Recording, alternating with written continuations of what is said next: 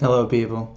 My name is Nicholas Van Landegem, and yeah, I'm going to be making my very first personal video for the webpage. I am achieving it. Um, a lot of people have just viewed the videos that I have made, throughout my progress and whatnot. But when it comes down to it, you've said amazing, kind words, and you just been watching the videos, but you don't necessarily know the backstory. So, tell you exactly what happened. So here we go. Back in August 4th, 2012, I was on drill weekend, and I went over to my aunt's house. We were celebrating her birthday, and so after the birthday party, we went from the Stony Brook, and we went to her place, which had a pool. We were over there for a little bit. I was having a pretty decent time. It was late. We were playing around on this beach ball. We weren't doing any high skydiving events or whatnot, but we were just jumping on this beach ball, and it was huge, and we were going left to right trying to see how long we could stay on top of it, my brother and I. So the individuals that were there was myself, Kate, this girl I brought, my brother, his girlfriend Megan, and my aunt Carol. So it was my aunt's birthday. So we were all just sitting there, just having a good time. And then a freak accident happened. I jumped on top of this beach ball, and instead of it going left, right, or back like it had always done, it went forward, and I hit my head just right, and there I was floating in the water. I wasn't unconscious. I was just sitting there. Couldn't move my body. My motor functions went from 100% to 10. I was able to move a little bit. I remember that. I was able to move my left arm down towards the bottom of the pool to try to push myself up. But what was going through my mind was I couldn't believe this happened to me, and I was going to freak out. And I realized that the worst thing that I could have done at that moment was freak out. So I just kind of relaxed and started thinking about how I was going to get the next breath of air into me. So I could hear my brother talking, I heard Megan talking, I heard Kate talking, and I could see their feet. And that's about it. And so I started reaching for the bottom of the pool to push myself up. When I almost got to the bottom of the pool with my left arm, my brother, who thought I was joking around, reached down into the pool, picked me up out of the water, which was good and bad at the same time. He reached down and picked me up out of the water. I was able to take in a deep breath. He shook me back and forth because, once again, he thought I was just joking around. I had barely enough time to take in that breath when he threw me back in the water. I had a full lung full of air, and I was floating, but I couldn't move any of my body. Well, not that much at least. So I started to, once again, reach down for the bottom of the pool and let out a little bit of air at a time. Try not to panic and letting that feeling set in. So I reached down to the bottom of the pool, and right when my fingers touched, I felt this pressure on my back. And the girl Kate that I had brought, who once again I have to let everybody know that everybody that was in that pool, that was in the area, thought I was just joking around. I was very physically fit. I was an avid swimmer, and I was able to hold my breath for a very long time. But they thought I was joking.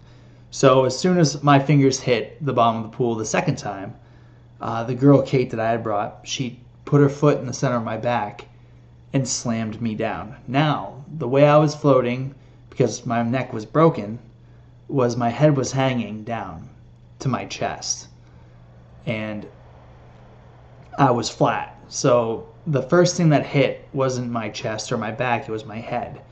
So it slammed my head backwards, and I heard a pop, and then my chest hit.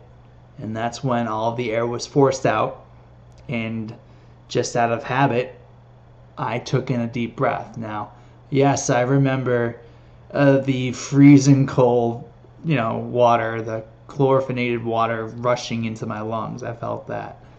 And that's when I slowly died. I drowned.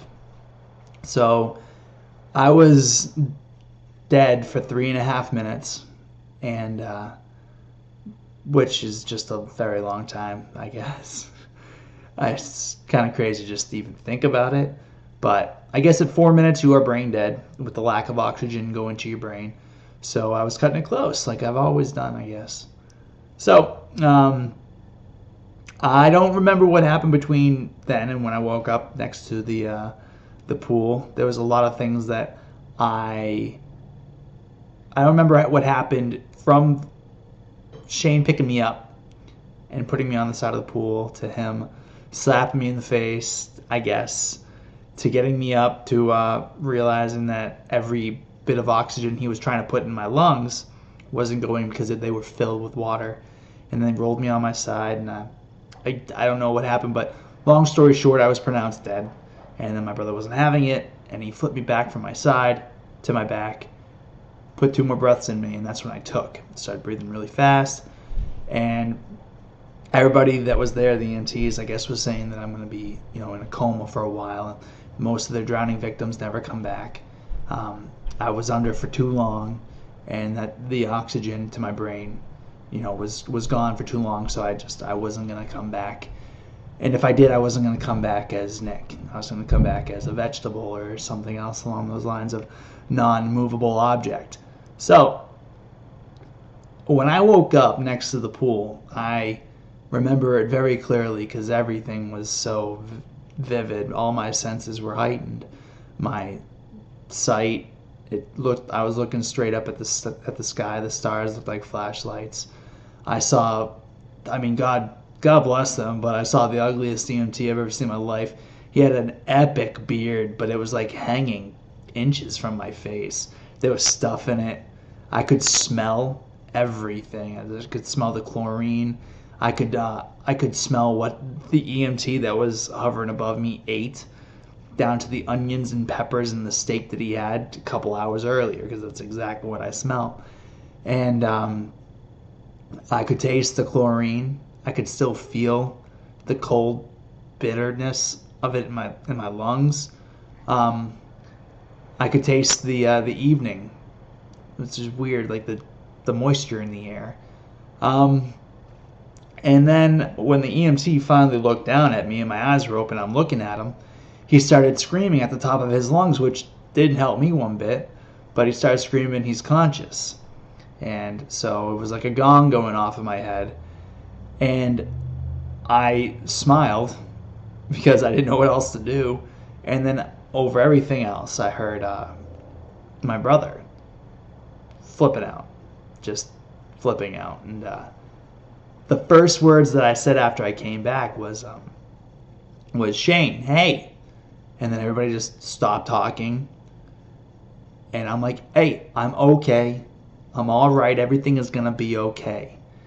And I couldn't really see him because I was pretty strapped down. I was strapped down tight. Which, by the way, at the time, I could feel the pressure of my heels on the board, my butt on the board, my elbows, my hand. I could feel my shoulder blades on the board. I could feel every ounce of body that had weight on the board. So I knew I could feel. And then they started to transport me from the side of the pool to the ambulance, in which, I saw my dad, I saw my sister, my aunts and stuff. And my dad grabbed my hand and squeezed it. And I couldn't look down, but I remember him asking me if I felt it. Told him yes, and he wanted to come with me or something like that, but I told him that Shane, my brother, needed him more than I did. And then I looked down at this woman who injected me with something, and I woke up 3 weeks later at Leahy Hospital in Massachusetts to doctors and nurses and tubes in my throat, and yeah, a lot of fun stuff. But I guess I was in a drug-induced coma for a while, and a lot of things happened that I do not remember. But all I know is I had doctors, 3 of them, tell me that through their 60 plus years experience between all 3 of them, that I would be probably bedridden for the remainder of my life. The tube that was in my neck, I don't know if you can see that, but there's a trach hole right there. That the tube that was in my trach hole is going to be there for a couple of months because of the damage that I caused to my lungs after breathing in all the chlorine in the water. And so all I did after being told all this great positive news was smile. And at the time I couldn't talk because the trach, or the trach hole, was stopping me from being able to produce wind through my larynx. So all I could do was click. And I'm only going to do this a few times because my mom will probably kill me, and anybody else that heard me at the time, and all I could do was click, probably wanted to strangle me, but all I could do was this. Like you're calling a horse over to you or something like that. So that's all I did. All I could do was click and blink. And I had a little code that I worked out with my ex, Sarah. God bless her. But she sat down and we made out a code, and I clicked out, I am going to run again. I'm going to be just fine. And so they were like, oh yeah, well, positive, thoughts are great and all, but we like to live in reality, and the amount of damage that you cause your neck, this is that. But anyway, that was back in 2012, August 4th, and I am now, it's 2015, and January 14th, great day, January 14th, 2015, I can stand up on my own. Walking's a little bit of an issue. It's the balance. I can get up, I can stand still and hold my balance for a while. I can do anything for myself. I can either do it, and I know I can do it, or I will find a way no matter how frustrated I get. And if you guys know any redheads, you'll know that frustration runs just through my blood really thick. So, but that being said, it's been a while. It's been a lot of hard times, a lot of frustration. The pain is crazy fun. It's so much fun. I go through pain on a daily basis. So it's one of those situations where if I don't feel pain, I feel like there's something wrong. So,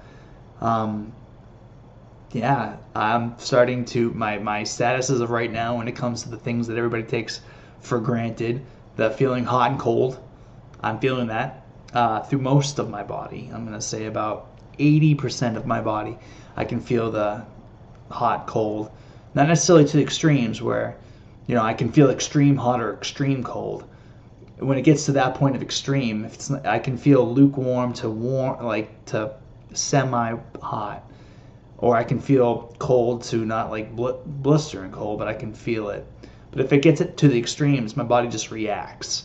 Like if I were to touch it with my hands, my hand would just jump out of the way without me even trying or moving. Just a reaction. I think everybody does it, you just don't realize it. But I write. I can take a pen and scribble out a few sentences here and there. I lift at the YMCA. I can walk by myself in the pool. I can do pretty much anything. I just need a little bit of help in life. Going from a flat position to sitting up, super hard. Wicked hard. Going from a low spot to standing, I can't do it by myself. I need someone I can pull up on, and thank God for my girlfriend Holly. She's been there through these times. I can barely stand myself. I don't even know how anybody else can sit there and stand it. So, all in all, it has been about a 15-minute talk, and I don't even know if this is going to be able to be posted on Facebook, but I will be putting this up on YouTube. Just look up I Am Achieving It. So that's my YouTube page.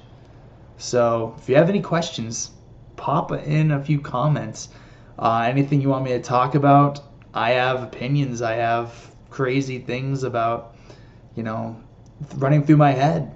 Yeah, how do I get through certain hard times? I have no problem talking about my injury. I have no problem talking about anything. So I'm an open book.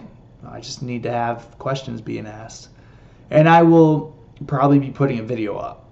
So I'll keep your name anonymous or whatever, Send me a private message. That being said, thank you very much for listening. Thank you very much for liking my page. It's been a long road, but there's a lot more to come. So anyway, thank you very much, and you all have yourselves a good day.